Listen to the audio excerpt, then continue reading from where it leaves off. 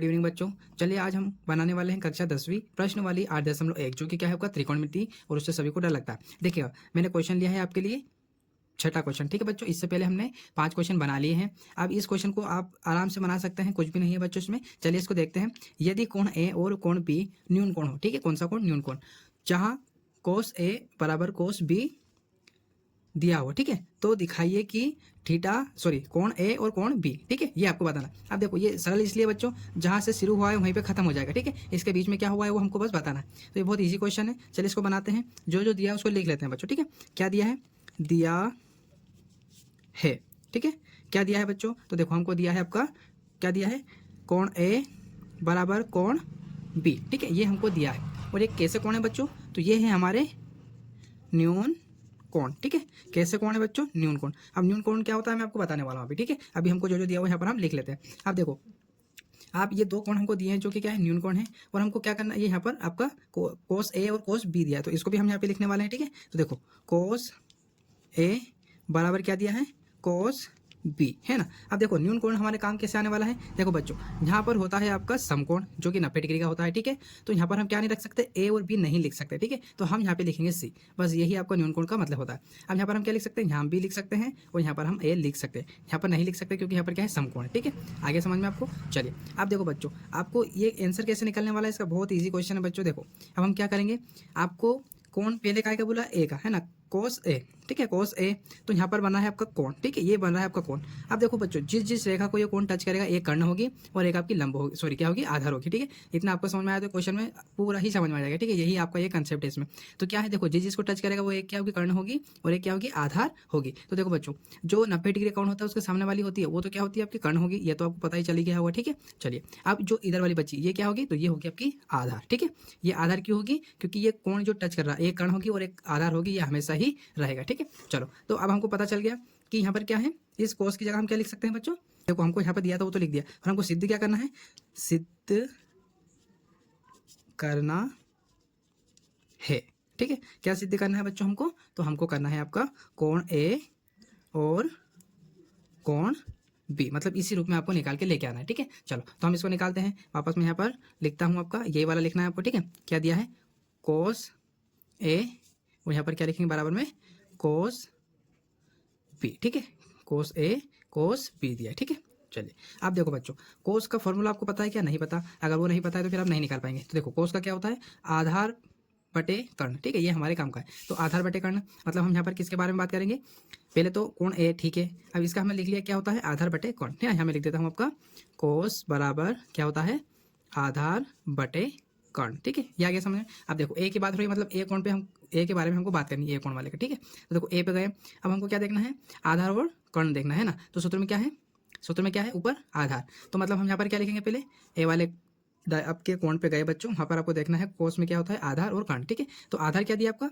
आधार दिया ए और बी। यहाँ पर हमको संख्या नहीं दी बच्चों, तो हम क्या लिखेंगे? ए और बी, ठीक है, सॉरी ए और सी लिखेंगे, ठीक है। तो ये रेखा क्या है आपकी? आधार है। तो यहाँ पर क्या लिखने वाले हैं बच्चों? ए और सी, ठीक है। इसके बटे में क्या लिखेंगे? इसके बटे में हम लिखेंगे कर्ण। देखो कर्ण क्या दिया है? ए और बी दिया है, ठीक है। तो क्या लिख देंगे? ए और आपका बी लिख देंगे, फिर बराबर ऐसा कैसा। अब देखो बच्चों, यहाँ पर ए था तो हमने ए कोण को देखते हुए यहाँ पर हमने इन रेखा को देखा, पर यहाँ पर क्या है? बी, मतलब अब कोण कहाँ बन रहा है आपका? बी यहाँ बनेगा, ठीक है। इस रेखा पे कोण बन रहा है, इसलिए मैंने दूसरा डायग्राम भी बनाया आपके लिए, ठीक है। तो इस बार कोण यहाँ बन रहा है, तो बी तो यही रहेगा, सी भी आपका यही रहेगा, सब कुछ वही रहेगा, बस कोण क्या है मतलब इसके बारे में हम बात करेंगे, ठीक है। तो देखो ये 90 डिग्री का कोण, इसके सामने वाली क्या होगा? ये तो कोण हो गया, है ना। अब यहाँ पर आधार कौन होगा? इस बार एक रहेगा, ये टच कर रही है, और एक तो कौन हो गया? और इस बार ये आपका क्या होगा? इस बार ये आपका आधार होगा बच्चों, ठीक है। ये क्या होगा? आपका आधार होगा। तो अब देखो अब यहाँ पर हम क्या लिखेंगे बराबर में? इसका भी होता तो कोस का, ये कोस है ना बच्चों, तो कोस का ऊपर क्या आएगा? आधार। आधार क्या दिया देखो आपका? इस बार बी सी लिख सकते हैं आप, या सी बी, तो हम क्या लिखेंगे? B C. आप देखो कर्ण कितना दिया? नीचे कर्ण लिखा है ना, तो कर्ण कितना दिया? ए बी, ठीक है। क्या दिया आपका? ए बी दिया है। तो देखो ए बी से ए बी आपका कट जाएगा बच्चों, बचेगा क्या? सिर्फ ए सी बराबर बी सी, ठीक है। अब यहाँ से आपको कंसेप्ट क्या काम आने वाला है कि ए सी क्या दिया? ए सी, है ना, क्या दिया बच्चों? ए सी। तो जो ए सी वाली आपकी रेखा है, ए और सी वाली, उसके जस्ट सामने कौन सा कोण बन रहा है? ठीक है, कौन सा कोण बन रहा है? यहाँ देख लो, यहाँ पर देख लो, ठीक है। यहाँ पर भी कोण बन रहा है, यहाँ पर भी कोण बन रहा है। तो देखो ए और सी, इसके ये रेखा है आपकी, इसके सामने कौन सा कोण बन रहा है? बी वाला। तो हम क्या लिखेंगे? कोण कौन सा बन रहा है बच्चों? बी बन रहा है, बराबर।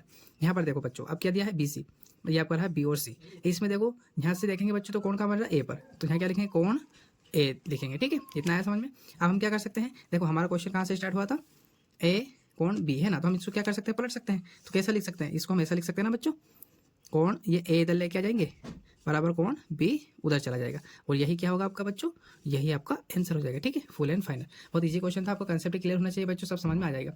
चलिए दूसरा क्वेश्चन देखते हैं हम। देखिए बच्चों, मैंने 7वां क्वेश्चन लिखा है यहाँ पर, देखो मोस्ट टाइम पे क्वेश्चन है बच्चों ये, ठीक है, देखने में बहुत बड़ा है, पर मैं दावा करता हूँ आपको एक बार में ही समझ में आ जाएगा। यदि कोट थीटा बराबर क्या दिया हो,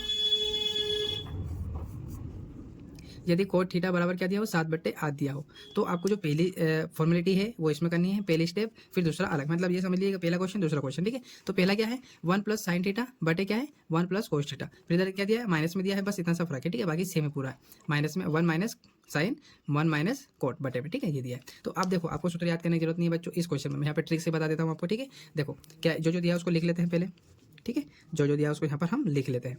तो क्या दिया बच्चों हमको, देखो हमको ये चीज़ें दी हैं। अब इसमें क्या करना है, अब ए और बी के रूप में ये लिखा है, ठीक है, थोड़ा सा यहाँ पर ये गड़बड़ हो गया, तो मैं इधर बता देता हूँ। यहाँ पर देखो ये ए माइनस बी के रूप में दिया है, यहाँ पर भी ये ए माइनस बी के रूप में दिया है, यहाँ पर देखो ए प्लस बी के रूप में दिया है, ठीक है। तो ए माइनस बी के रूप में दिया, मतलब ये इसका फॉर्मूला क्या होता है, ए स्क्वायर माइनस बी स्क्वायर होता है, ठीक है, ये होता है। तो आपको कुछ याद नहीं करना है, बस मैं बता रहा हूँ, ठीक है। देखो अब हम यहाँ पर क्या लिखेंगे, यहाँ पर हम लिखेंगे सूत्र, कौन सा सूत्र होता है, ए स्क्वायर माइनस बी स्क्वायर का सूत्र क्या होता है, तो यहीं पे दिखा है बच्चों, है ना, वो यहीं पे लिखा है, आपको कुछ नहीं करना है, उस पर पावर लगानी, जो इधर माइनस में दिया सेम ऐसे उतार लो, ठीक है, क्या करेंगे सेम ऐसा ही उतार लो। देखो तो माइनस का साइन थीटा बटे क्या दिया है, माइनस का कोस थीटा, ठीक है। अब देखो यहाँ स्क्वायर का था ना, तो आप इन पे बस स्क्वायर लगा दो, ये आपका सूत्र बन गया। आगे समझ में आपको, इस पर क्या करेंगे हम बस सूत्र लगा देंगे, ठीक है। इतना है आपको समझ में, इतना है बच्चों समझ में। तो हमने क्या किया, बस यहाँ पर स्क्वायर लगाया, बाकी वहाँ क्वेश्चन में से ही लिखना है आपको भी, ठीक है। ये मैंने यहाँ से देखो क्वेश्चन में से सेम लिखा। अब आपको क्या करना है, इसको पलट देना है। पलट देने का मतलब है, मैं ऊपर क्या लिख दूँ, ऊपर मैं लिख सकता हूँ कोस, ठीक है, क्या लिख दूंगा कोस स्क्वायर थीटा, और नीचे क्या है ये साइन नीचे लिख दूंगा, ठीक है। आया इतना समझ में, ये मैंने नीचे लिख दिया, और आपका 1 से 1 कट गया, इतना आया समझ में। चलो बहुत इजी क्वेश्चन है। अब देखो बच्चों क्या करेंगे, अब इसका जो सूत्र होता है वो क्या होता है, जो हमको लास्ट स्टेप में निकालने का बोले ये, ठीक है, क्या होता है कोस स्क्वायर थीटा बटे साइन स्क्वायर थीटा का क्या होता है, कोट होता है, ठीक है। तो क्या लिखेंगे यहाँ पर हम लिखेंगे आपका कोट स्क्वायर थीटा। देखो मैंने बोला था ना, उसी क्वेश्चन में से ही मैं करवा दूंगा, तो उसी क्वेश्चन में सब छुपा है, आपको सूत्र याद करने की जरूरत नहीं पड़ेगी, ठीक है बच्चों, इस क्वेश्चन में।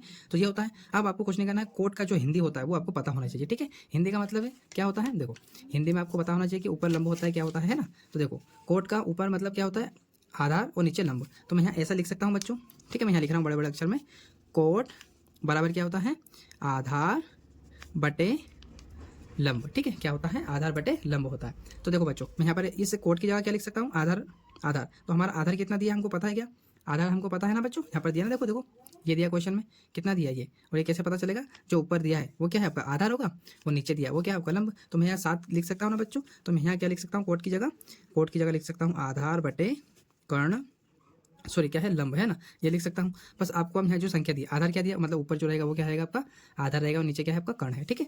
तो मैं यहाँ लिख सकता हूँ आपका 7/8।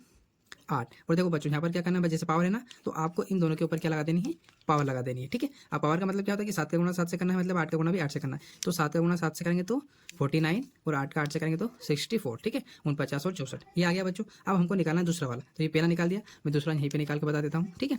अब देखो क्या निकालना है, क्या दिया है दूसरा, ये दिया है आपका, तो इसी का निकाल देते हैं, कोट स्क्वायर थीटा क्या दिया है, तो कोट का मतलब आपको मैंने अभी यहाँ बता दिया, ऊपर लिखा है, ठीक है। बस यहाँ पर वैल्यू रख देते हैं, तो वैल्यू क्या है, ये दी है आपकी, तो क्या लिखेंगे 7/8, और इसके भी क्या लगा देंगे पावर, तो पावर, और इसका भी करेंगे तो क्या जाएगा 4 7 7 जा 49, और 8 जा 64, ठीक है। ये आपका आंसर हो गया बच्चों, इतना इजी क्वेश्चन था, आपको सूत्र याद करने की जरूरत भी नहीं पड़ी। अगर ये वीडियो आपको अच्छा लगा तो प्लीज़ लाइक कीजिएगा, शेयर कीजिएगा, और मेरे channel career institute by Radhe sir को जरूर सब्सक्राइब कीजिएगा। थैंक यू फॉर वॉचिंग बच्चों।